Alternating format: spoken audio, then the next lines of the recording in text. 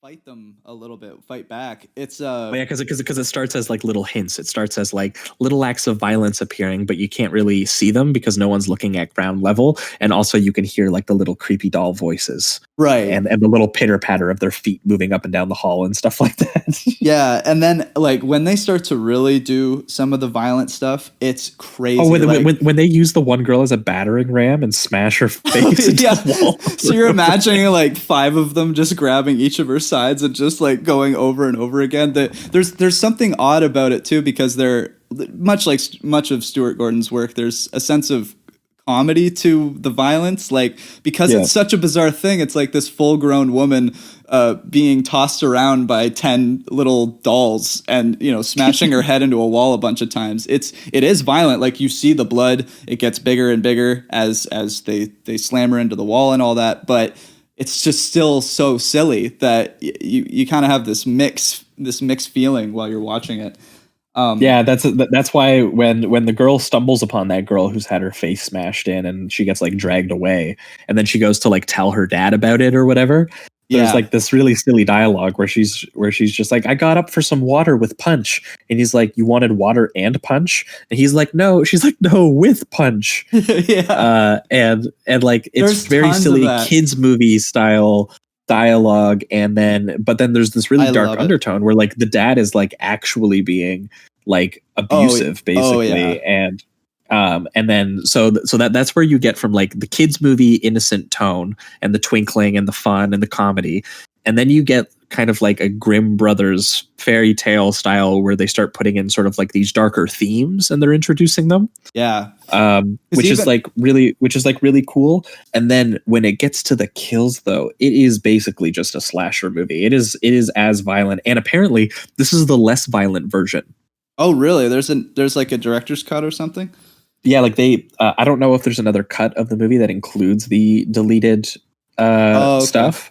But like at a certain point, they knew that, Stuart Gordon had a penchant for putting violence into his films, and they actually did have more gory sequences, including a part where like one of the dolls like rips out intestines with like a pitchfork or something like that. Holy shit.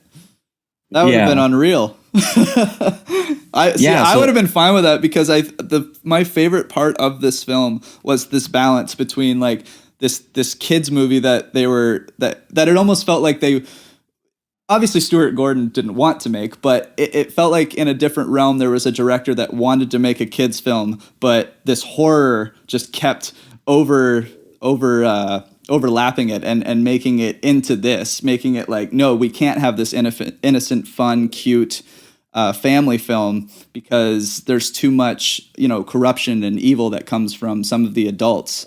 And I just love that. And even the dialogue that the parents have as being these like evil folks is very over the top and very cartoonish and all that. So I just love it. My daughter, or I'm gonna rearrange your face. Yeah, right. It's just like it's so cartoonish and animated, and it works so well. When I forget what the line that the dad has when he comes in on the mom, because the evil stepmom definitely gets the most gratuitous death because she's probably like the most like blatantly the dolls abusive, are like double sawing her leg at one point, like it's a giant tree trunk and shit. Like oh my god, it's nuts. Terrible. The visual is really, really effective too. Like I was kind of cringing a little bit at some of the doll deaths when it comes to the mother, because they go after her for like a solid 5 minutes too. It's a long sequence of her getting killed.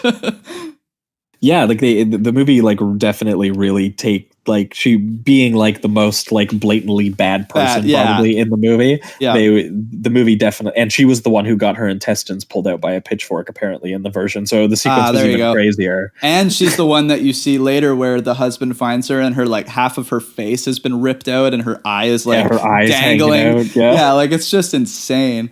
Another thing I really like with the little but they also girl, like hammer her and like bite her skin off. Oh yeah, saw her legs, stab her. They do. It's funny too because every other character gets like one creative death or whatever, like whatever happens to them if they're bad people.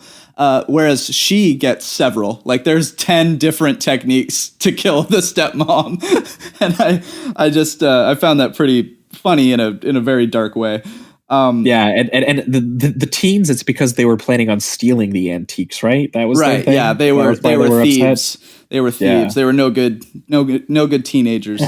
I did like when the cowboy doll tries to like lasso the one girl, and then she just lights him on fire. Yeah, And then another she stomps on another one's face, and it reveals that there's like this rotting corpse like living underneath the porcelain, which is so funny because it was stolen in the terrible movie we just watched recently, Brahms the Boy too. Oh yeah. That fucking piece of shit. That was interesting too to watch both of these movies, having them be set in like a big rich castle or mansion, have the ghost element or at least like some type of haunted killer element and the doll element, obviously, and just see it be done well. You know, Yeah. it's like, oh, this can be interesting and not totally boring, and use the first 45 minutes of just like, is it haunted or not? I don't know. You know, that kind of garbage. Yeah. No, it's like this movie is like what, like 76 minutes? Yeah, and it does like, more in the first 20 minutes. People.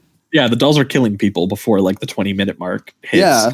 And as the movie ramps up, you see more and more of the dolls, and you see more of their movements. You see more of them, like when she crushes the porcelain, and you start seeing them like bubbling and bleeding and melting. And then I almost start feeling for like the killer dolls too, because they feel more real at that point. They do a sense that they're like tangible and alive. And they even like, I'm pretty sure when she burns them, they start screaming and stuff. I'm like, oh my god, this is like, I'm starting to feel for the killer dolls here. This is crazy. Or even I love when they start getting inventive with the genre of doll, like the death where the military literally